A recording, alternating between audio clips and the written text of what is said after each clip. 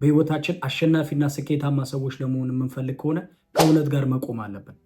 በህይወታችን ውስጥ ደፋር መሆን አለብን። ደፋሮች ማንን ከሆነ ይህንን ምድር መጋፈጥ አንችልም። ሁልጊዜ ከሰዎች እየተቀበልን የምንኖር ሰዎች ነው የምንሆነው። ስለዚህ በህይወታችን ደፋር መሆን አለብን። በህይወታችን ደፋር ለመሆን የመጀመሪያው እውነተኛ መሆን፣ ከእውነት ጋር መቆም። ለዞም እንደሚባል አለ፣ እውነትን ተናግሮ የመሹበት ማደር።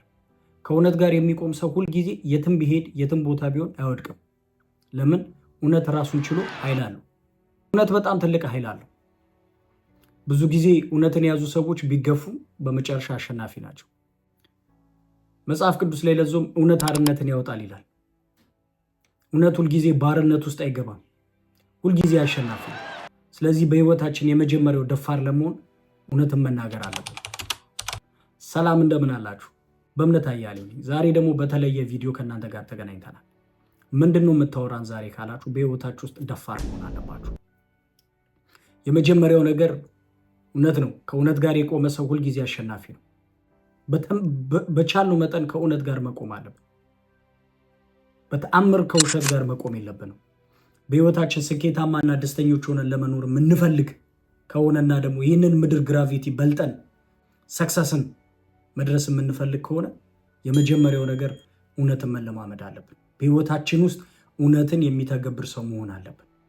እስከ ዛሬው በህይወታችሁ የተለያየ አይነት ሰዎች ልትሆኑ ትችላላችሁ። ዛሬ ግን የዛሬው ቪዲዮ ከምትሰሙበት ቀን ጀምሮ እውነተኛ ተናጋሪዎች እንደምትሆኑ ተስፋ አደርጋለሁ። እውነት ሁልጊዜ የራሱ ኃይል አለው።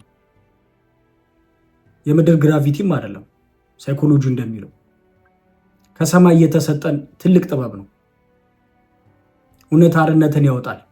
ባሪያ አይደላችሁም ይላል። እውነት ሁልጊዜ ባሪያ አይደለም፣ በነፃነት የሚቆም ነገር ነው። ስለዚህ ደፋሮች የምትሆኑት የመጀመሪያው እውነት ከእናንተ ጋር ሲኖር ብቻ ነው። እሺ፣ ሁለተኛ ምንድን ነው የምትለን ካላችሁኝ ደግሞ አደጋን መጋፈጥ አለባችሁ። በህይወታችሁ ውስጥ የሚመጡትን ነገሮች ሁሉ መጋፈጥ አለባችሁ።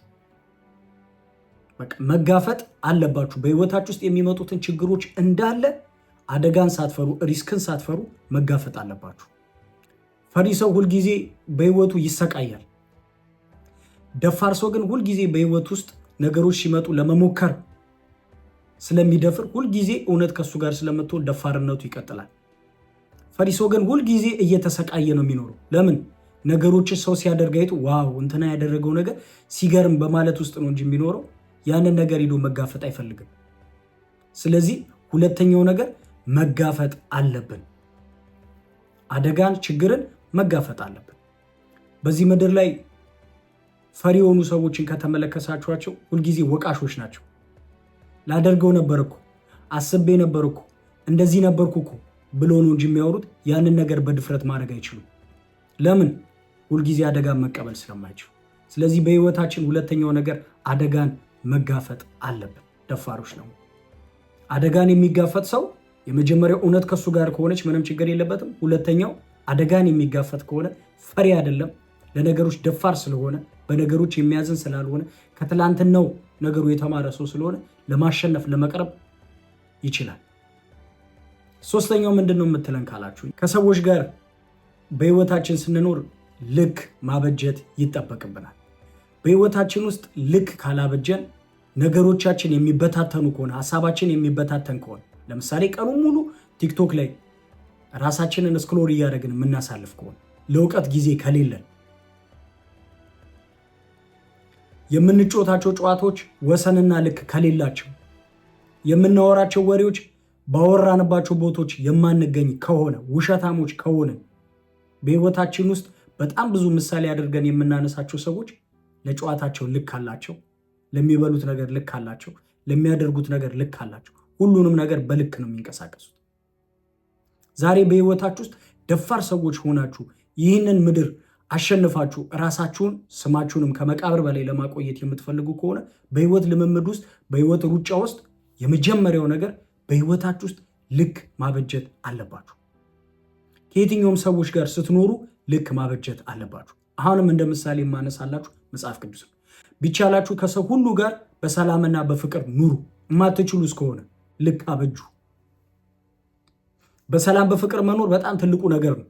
ግን ያንን ነገር ማድረግ የማትችሉ ከሆነ ግን አሁንም ህይወታችሁ ሪስክ ውስጥ ይገባል። የፈሪ ህይወት ነው የምትኖሩት። ሁልጊዜ የተደጋገመ የህይወት ምልልስ ነው የምትኖሩት። ስራ፣ ምግብ፣ እቤት፣ ስራ፣ ምግብ፣ እቤት። የተሻለ ህይወትን መኖርን አትችሉ። ለምን? ለህይወታችሁ ልክና ገደብ ስለሌላችሁ፣ ለራሳችሁ የምትሰጡት ጊዜ ገደብ ልክ ስለሌላችሁ። ስለዚህ በጣም መጠንቀቅ ያለብን ይሄ የበለጠ ሶስተኛው በህይወታችን ውስጥ በጣም ብዙ ሰዎች እኛ አበሾች የተባለን ሰዎች በህይወታችን ውስጥ ልክ የለንም። ስለዚህ ምን ትለናለህ ካላችሁ ህይወትን ለማሸነፊያው ትልቁ መንገድ ልክ ማበጀት ነው። ልክን ማበጀት አለብን፣ ግድ ነው። የመጀመሪያው ነገር እውነት ነው። ሁለተኛ አደጋን መጋፈጥ ነው። ሶስተኛው ልክን ማበጀት ነው። በህይወት ውስጥ ደፋሮች ሆነን የህይወትን ጉዞ ለመቀጠል የምንፈልግ ከሆነ ደፋሮች መሆን አለብን። የማትፈልጉትን ነገር ሰዎች ሲያስገድዷችሁ ኖ ማለት መቻል አለባችሁ። በግዴታ ውስጥ መኖር የለባችሁም። ለራሳችሁ ዛሬ ጊዜ መስጠት ካለባችሁ ወደ ቤታችሁ ገብታችሁ ጊዜ መስጠት አለባችሁ። ናውጣ ዛሬ ሻይን ጠጣ ስትባሉ ተነስታችሁ መውጣት የለባችሁ። ለራሳችሁ ኖ ማለትን ማስተማር አለባችሁ። አለበለዛ ህይወታችሁ በጣም በጣም በጣም ችግር ውስጥ ይገባል። ሌላው እዚህ ላይ የሰዎች መጠቀሚያ ነው ሁል ጊዜ የምንሆኑ። ሰዎች በህይወታቸው ሁል ጊዜ ይሰራሉ፣ ሰክሰስ ይሆናሉ። እኛ ግን የእነሱን ነገሮች አድማቂዎች ሆነን ነው የምንቀረው። ለምን? ልክ ስለሌለ። ራሳችንን የምናስተምርበት ጊዜ የለንም። ለራሳችንን የምንመለከትበት ጊዜ የለንም። ከእንደገና ለራሳችን ህይወት ላይ የምንሰጠው ጊዜና ሰዓት የለንም። ስለዚህ ወሰንና ጊዜ ስለሌለን ሁል ጊዜ የሰዎችን ነገር አድማቂዎች ነው የምንሆነው። ስለዚህ ደፋር ሰው ሁል ጊዜ በህይወት ውስጥ ልክ አለው። በህይወታችን ውስጥ ትልቅ ብለን የምናስቀምጣቸው ሰዎች ለሚያደርጓቸው ለእያንዳንዱ ነገር ልክ አላቸው። አባካኞች አይደሉም እያንዳንዱ ነገሮቻቸው። አራተኛው በህይወታችን ውስጥ ለውጥን መፈለግ አለብን። ሁል ጊዜ ያለንበት ቦታ ላይ ተማሙቀን መቀመጥ የለብንም። ያለችኝ ደግሞ ውስጥ በቃኛለች፣ እኔ ከሆነ ነገር ጋር መነካካት አልፈልግም፣ እኔ እንደዚህ ምናምን የምንል ከሆነ በህይወታችን ውስጥ ለውጥ ፈላጊዎች የማንሆን ከሆነ ህይወታችን ሁል ጊዜ ቁልቁል እየሆነ ነው የሚሄደው። ከዛ ሁል ጊዜ ምሬት፣ ሁል ጊዜ ከአፋችን የሚወጣው ክፋት። ለምን? ለውጥ ፈላጊዎች አይደለም። ባለችን በትንሿ ነገር ኮንፈርት ዞን ውስጥ ገብተን ማሳለፍ ነው የምንፈልገው። ስለዚህ በህይወታችን ሁለተኛው ነገር ለለውጥ መዘጋጀት አለብን። ማንበብ አለብን። ራሳችንን ለስራ ማዘጋጀት አለብን። የሰዎችን የህይወት ተሞክሮች ማወቅ አለብን። መለማመድ አለብን። እኔ ዛሬ ለእናንተ እነዚህን ሀሳቦች ለማውራት ስል በራሴ ህይወት ላይ ለውጥን ስለምፈልግ በጣም የብዙ ሰዎችን ተሞክሮች አንብቤያለሁ። በህይወታቸው ውስጥ በጣም እንደ ትልቅ ነገር አድርገው የሚወስዱት ትልቁ ራስን ለለውጥ ማዘጋጀት።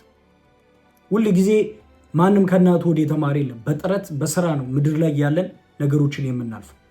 ስለዚህ በምናልፍበት ህይወት ውስጥ ራሳችንን ለለውጥ የማናዘጋጅ ሰዎች ግን ሁል ጊዜ የሰዎች መጠቀሚያ ሆነን ነው የምንቀር። የመጀመሪያው ነገር እውነትን መናገር አለብን አለ። ሁለተኛው አደጋን መጋፈጥ አለብን አለ። ሶስተኛው ልክ ማበጀት አለብን አለ።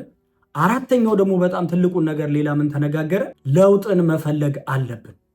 በህይወታችን ደፋሮች የምንሆን ከሆኑ እነዚህ አራት ነገሮች ህይወታችን ላይ ገዝፈው መቀመጥ አለባቸው። ለለውጥ ሁል ጊዜ በህይወት ውስጥ የማንንደረደር ህይወታችንን አንድ ስቴፕ ለመቀጠል የማናነብ፣ የማንሰራ፣ የማንሞክር ከሆነ ጊዜም ጥሎን ይሄዳል። እኛም ደግሞ ምድር ላይ ነበረ ተብለን እንሞታለን። አምስተኛው ከውድቀታችን ዕለት ዕለት መማር። የቱ ጋር ነው የተሳሳትኩት? በቃ እኔ ይህንን ነገር አልችሎም ብሎ ማልቀስ መሸሽ ሳይሆን የቱ ጋር ነው ስህተቴ? የቱን ነበር ባስተካክል ማምለጥ የምችል የነበረው? የቱ ነው ጥፋቴ? መጸጸት የለብንም፣ ግን ከውድቀታችን መማር አለብን። የተሳሳትነው ስህተት ምንድን ነው? አሁን ደግሜ በሞክር እንደ መጀመሪያው ማልወድቅበት መንገድ ምንድን ነው ብለን በህይወታችን ውስጥ መማር አለብን። በህይወት ውስጥ ደፋር መሆን አለብን። በህይወትሽ ውስጥ ደፋር መሆን አለብሽ። መሞከር አለብሽ። ልክ ማበጀት አለብሽ። ለማሸነፍ በዚህ ህይወት ውስጥ ልምምድ ውስጥ በምንኖርበት የህይወት መንገድ ውስጥ እያንዳንዱ የምናውቃቸው ሰክሰስ ላይ የተቀመጡ ሰዎች ሁሉም በዚህ ህይወት መንገድ ውስጥ አልፈዋል። ገብታችሁ የትኛውንም የሳይኮሎጂ መጽሐፍ ልታነቡ ትችላላችሁ። በህይወታችሁ ውስጥም የተማራችሁን ትምህርቶች ልታዩ ትችላላችሁ። ግን በህይወት ውስጥ ሪስክን የማንቀበል ከሆነ የተበላሸብንን ነገር እንዴት እንደተበላሸ አውቀን መቀጠል የማንችል ከሆነ አሁንም ሁልጊዜ ወደ ውድቀት ራሳችንን እናመቻቻለን። ስህተትን የምትፈሩ ከሆነ ሁል ጊዜ በህይወታችሁ ውስጥ ችግር ነው እንጂ ለውጥ የለም። ስህተትን መፍራት የለባችሁ፣ መጋፈጥ አለባችሁ። ስህተትን መፍራት የለብንም። ከውድቀታችን መማር አለብን። በጣም ትልቁ እዚህ ጉዳይ ላይ ደግሞ ሰዎች ምን ይሉኛል፣ ይህንን ነገር ባደርግ ምን ይሉኛል እያላችሁ በህይወታችሁ ውስጥ ለምሳሌ ሶሻል ሚዲያ ላይ ወጣችሁ ፕሮሞት ማድረግ ሊሆን ይችላል። ሰዎች ምን ይሉኛል በሚል በሽታ ውስጥ ገብታችሁ ከሆነ ግን ሁልጊዜ የምትፈልጉትን ነገር ሰው ላይ ትመለከቱታላችሁ እንጂ እናንተ አትደርሱ። በህይወታችሁ ውስጥ ትልቁ ነገር ምን ይሉኛል የሚለውን ነገር ማጽዳት ማጥፋት አለባችሁ። በህይወታችሁ ውስጥ ምን ይሉኛልን የምታጠፉ ከሆነ በህይወታችሁ ውስጥ ሰክሰስ የሚባለውን ነገር ደፍረን የሆነ ነገሮችን ማድረግ የምንችልባቸውን ነገሮች አቅሞች እናገኛለን። ድፍረታችን ዕለት ዕለት እየጨመረ ነገሮች ውስጥ ስንገባ ሪስክን ሳንፈራ ለማድረግ እንሞክራለን። ለምን? ትላንትና ብዙ ነገሮች አስተምረውናል። ደፋሮች ለመሆን የመጀመሪያ ምን አለ?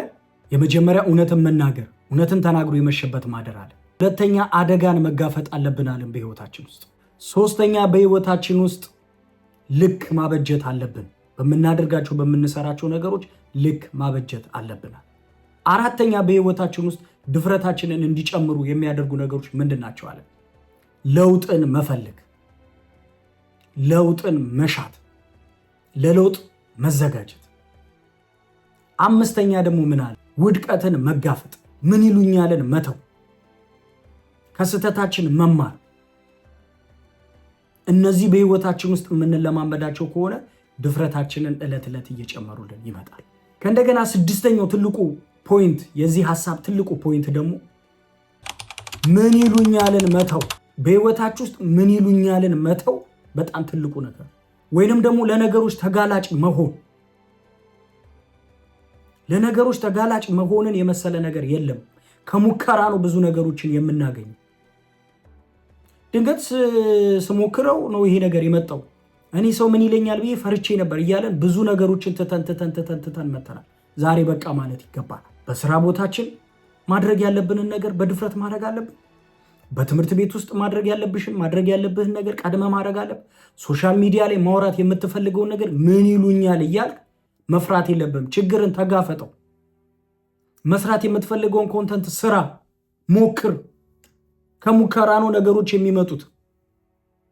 ስለዚህ ሳትሞክር ምን ይሉኛል እያልክ እያሰብ እማቃቸው ጓደኞች አረሱ ተብታባ ነው ሊሉኝ ይችላሉ። የሚያውቁኝ ጓደኞች አረሱ አይናፋር ነው ካሜራ ላይ አረሱ ደግሞ ምን ችሎ ነው የሚያወራው እያላችሁ ውስጣችሁ ከማውራት ይልቅ አውጥታችሁ ሞክሩት። ስለዚህ በህይወታችን ውስጥ እነዚህ 6 ነገሮች በጥቂቱ እኔ በህይወቴ ውስጥ ለውጥ ያመጡትን ነገሮች እናንተም በህይወታችሁ ውስጥ ሞክራችሁት ለውጥ እንድታመጡት ስል ነው ይህንን ሐሳብ ያመጣሁት። ሞክሩ፣ ለውጥ ይመጣል። አመሰግናለሁ። በቀጣይ በሌላ ቪዲዮ እንገናኛለን። መልካም ጊዜ ይሁንላችሁ።